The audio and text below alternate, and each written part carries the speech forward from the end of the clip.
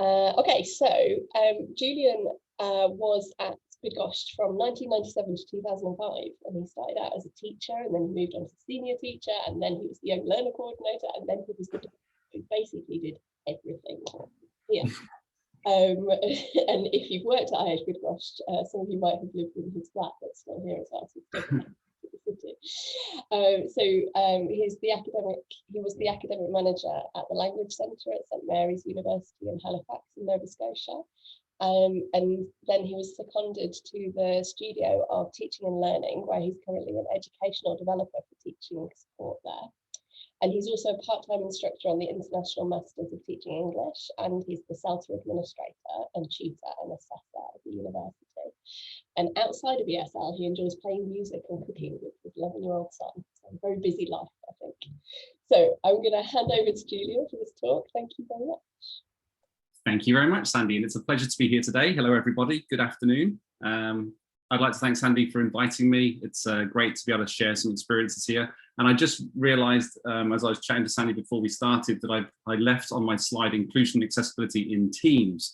I meant to take the in Teams part out because I realised not many people are using Teams, but everything we are doing, I'm not actually going to be talking about Teams. So, but everything that we are doing today, I understand you can do, and most of the stuff you're actually using. So I think it's safe to say that remote learning has been challenging for all students and teachers and administrators, and in language schools, in colleges, universities. But for anyone with learning needs, these challenges have been amplified, and for some it has led to increased frustration and anxiety. Before we get started, I want to kind of touch briefly on equality versus equity. There's often a common misconception that equality and equity mean the same thing, or that they can be used interchangeably. However, these two words are very different, and this difference is especially important when we talk about students who learn differently. In this first image, we can see three individuals trying to watch a game, and it's assumed that everyone will benefit from the same supports. Everyone is being treated equally.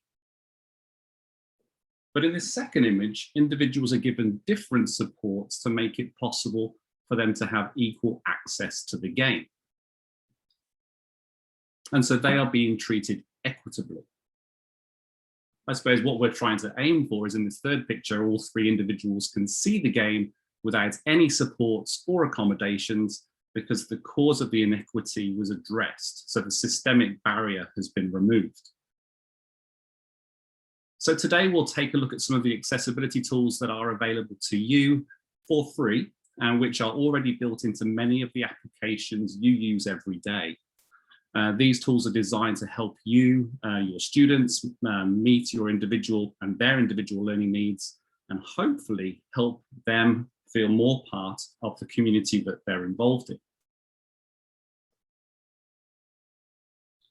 So here we can see that more people than you probably realize require some level of assistive technology. So don't assume that if all your students aren't necessarily displaying any sort of learning difficulties, it doesn't mean that they don't necessarily need them or would benefit from them. Assistive technology benefits students with permanent disabilities or learning difficulties, like some of these listed on the slide. But assistive technology also benefits students who have temporary impairments, like an injured hand, poor eyesight, like I have at the moment, and I'm waiting for some eye operations. So this has been great being surrounded by monitors, or other situations where you or your students may need to work hands-free. So let's take a look then at some of these learning tools and see how they can support your students.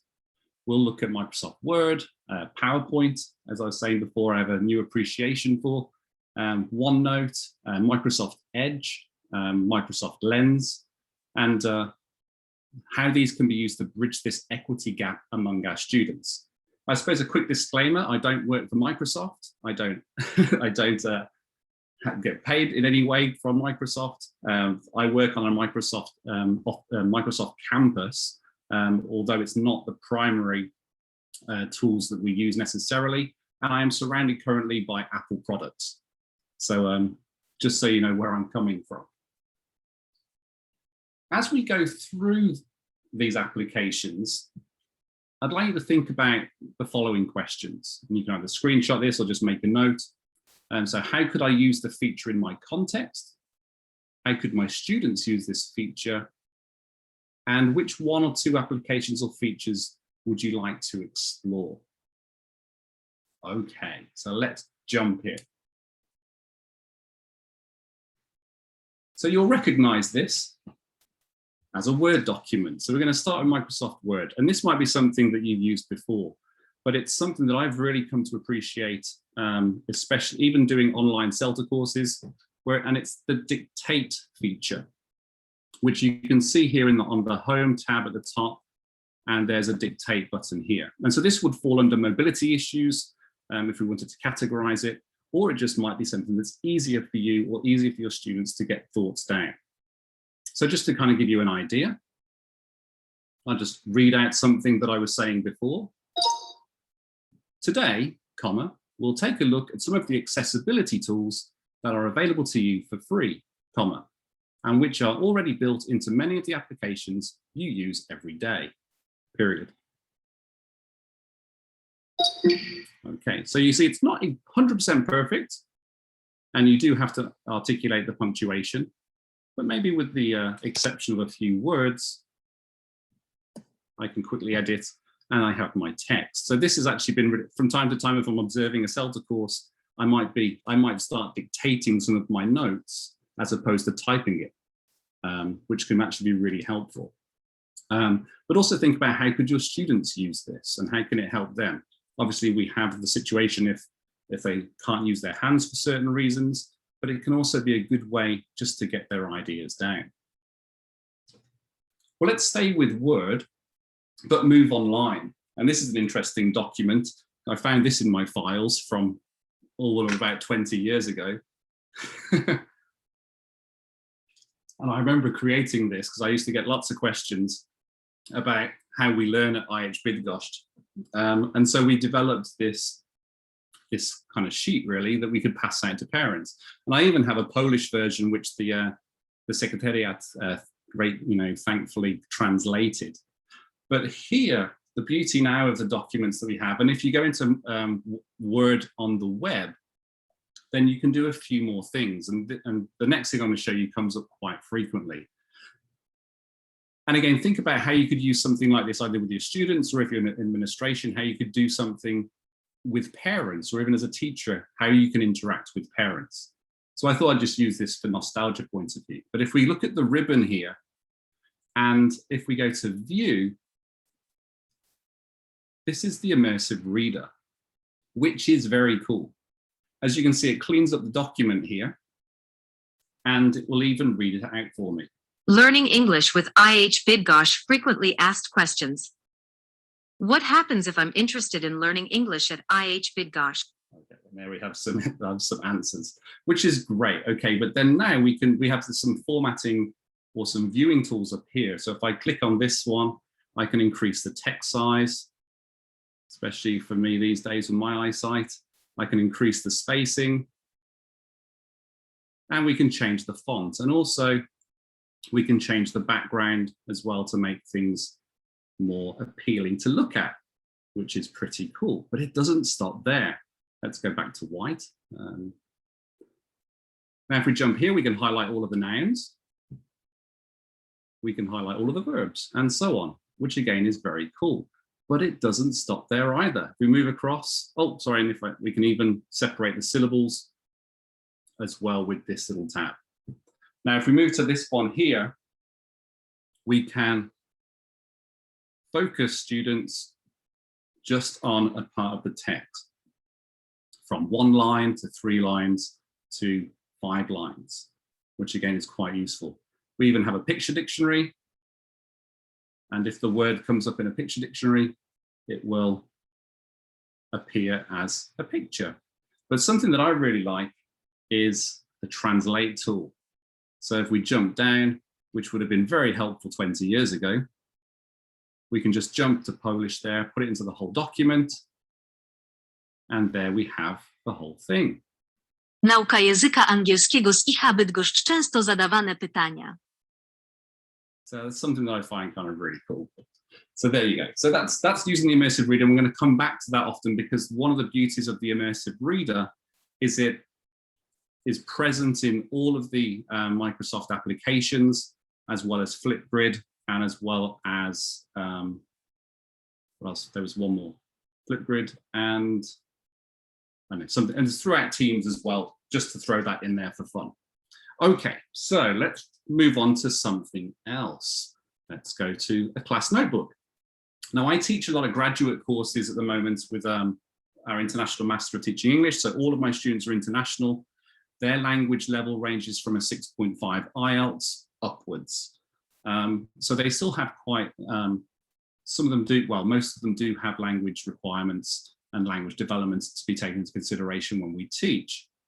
Now, as I mentioned, everything I have is through Teams, but you can also get Onenote for free as well.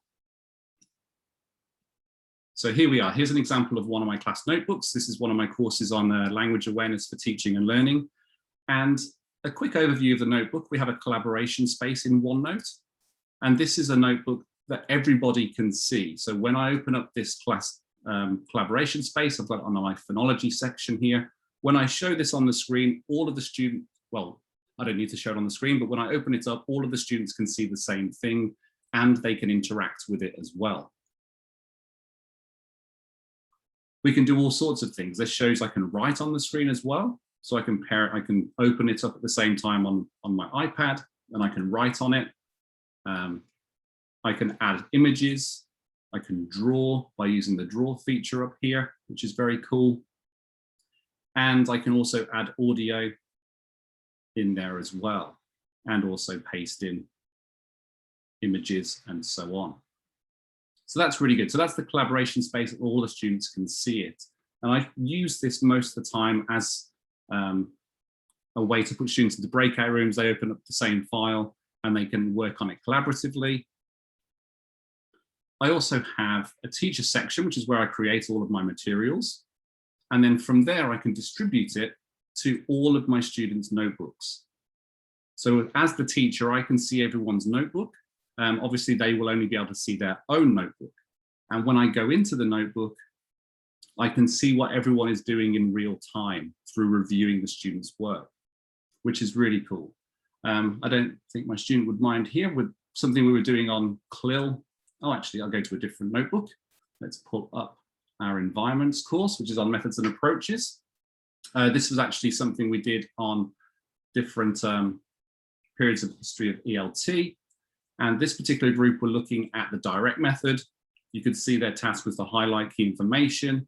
They could add notes in a column down here, and they had some reading guidelines next to them as well. So these are graduate learners, but still need guidance when approaching academic texts or higher level texts. You'll notice that one of my students here wrote in Chinese, and I was really curious what they had to say. So again, I can go to view. Actually, I'll go into tell me, and we'll put in the Immersive Reader, which we just talked about.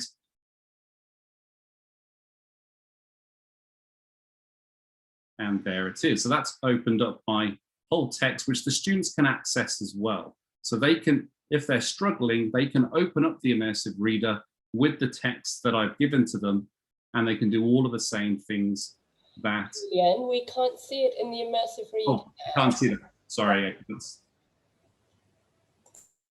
Thank you for telling me that. So that will open up the Immersive Reader that you saw before, and they will be able to change the language of the actual text in the main window there. But this part here that I was mentioning, let's go to draw, and I've got this lasso tool. Let's see if I can lasso that language there, and hopefully you'll be able to see this. And then from here, I should be able to, if I remember how to do it.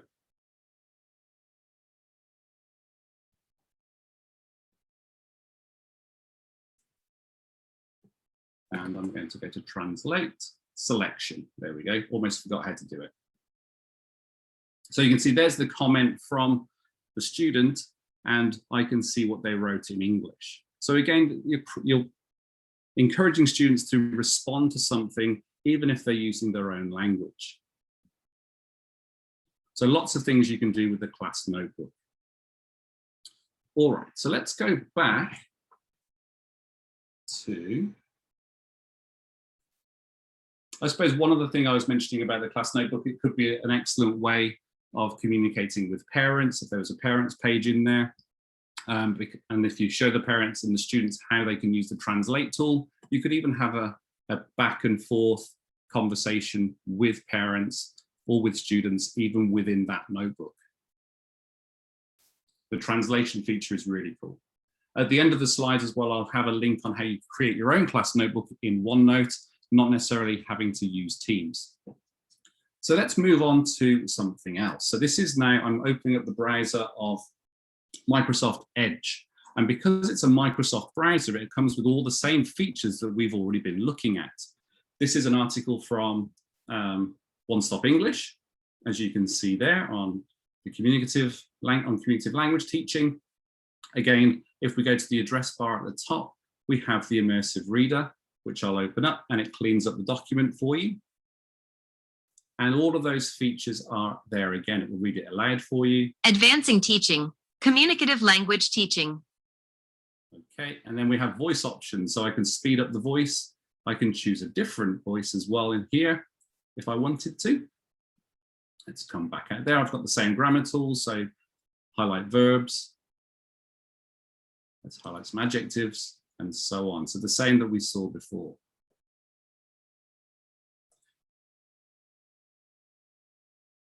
Okay.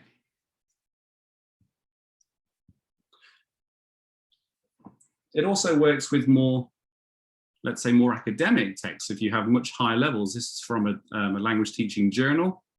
And this is an interesting one. This is one actually, the current issue. And you'll notice the abstract is in French. And so I have this tab here that says always translates pages from French. So if I just click that one to English, then that's going to change into English, which is great for me. And if even as a teacher or as someone who's interested in academic papers, I can go away and look at things that previously, even when I did my master's, would be in German or in French, and I wouldn't get to understand them. I can now take these documents and access them really easily and really quickly. And one of the nice things I like about this as well is if I highlight the address bar here in Microsoft Edge, I get another icon, which is a QR code. And we saw Claire using QR codes in the previous session, and an excellent way of sharing links and materials to students so they can quickly access them. So again, that's a really cool feature. So Microsoft Edge, you have your Immersive Reader, it creates a QR code. Now then, let's move on to this one. And this is something that I came across more recently, or it's been sitting on my phone, I should say, for quite a while, but haven't really used it very much. But this is Microsoft Lens. And the idea is you can take open up Microsoft Lens, you can take a picture of something in a book or a sign or a menu, and you can access the Immersive Reader. So let me just play this for you. It's quite quick, and I'll talk you through it. So here you can see there's a picture taken of a book or a poem in a book. And then you choose the Immersive Reader.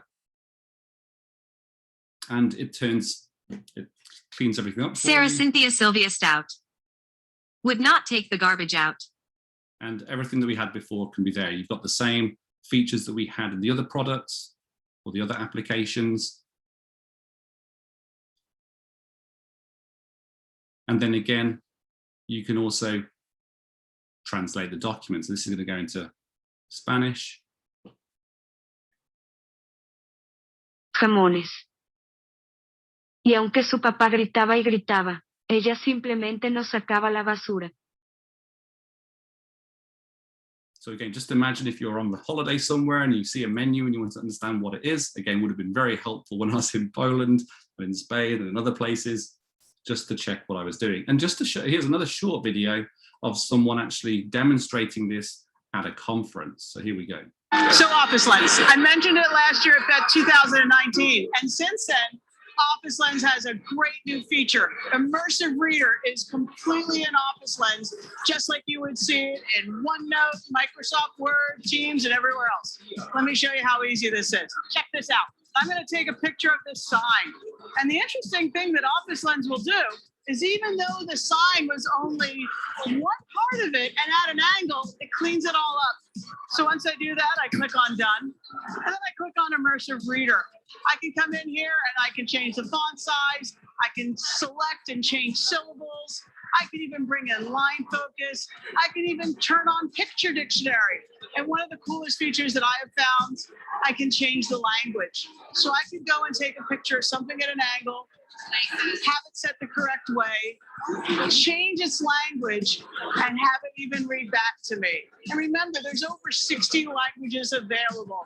This thing is awesome. Travel anywhere you want and have it help you understand the world around you more effectively. Okay, so you can see there's lots of potential with Microsoft Lens for either for your personal use or for your students. Okay, so let's jump into, I've now opened up my PowerPoint, as you can see here, but I've opened it up in the browser. And this is something, again, I use with my students when they're preparing for their in-class presentations. And to be honest, I'll even use it myself.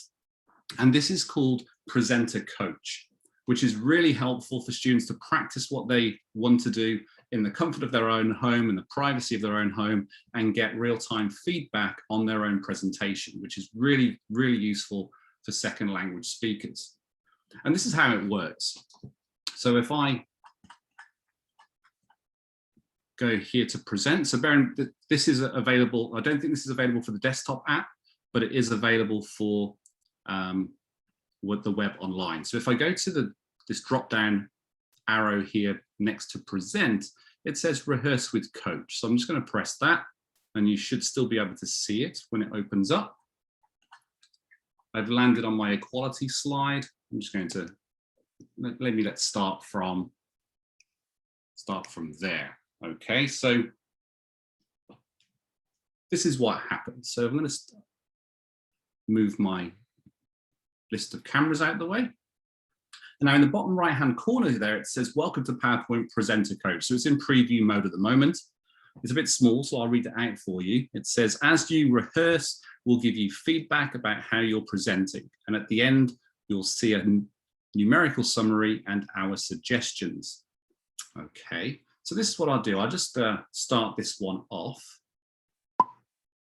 So you can see there, it says start talking, we'll show you feedback. The time is going.